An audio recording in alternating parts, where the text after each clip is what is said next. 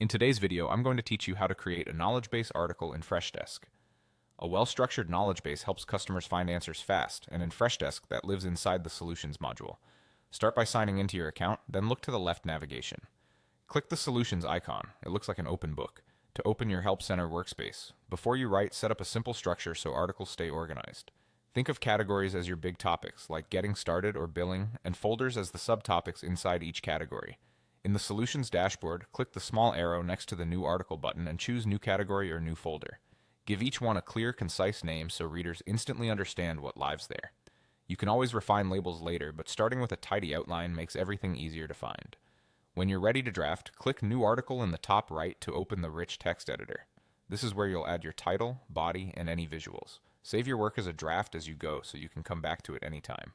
For the title, be direct and action-oriented, like reset your password or update billing information. Avoid internal jargon and focus on the task the reader wants to complete.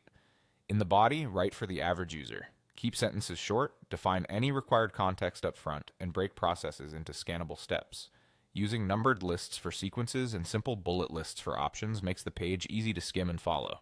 Visuals can dramatically cut down confusion.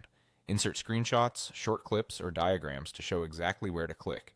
Add brief captions or callouts to highlight fields and buttons and blur anything sensitive before you upload.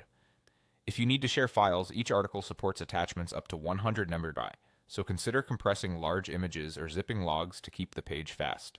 Use clear file names so readers know what they are downloading. Finally, configure and publish. Choose the correct category and folder so the article appears in the right place. Then set who should be able to see it, such as customers or only your team. Give everything a quick preview to check formatting, test links, and confirm images load correctly. If you're still refining, keep it as a draft.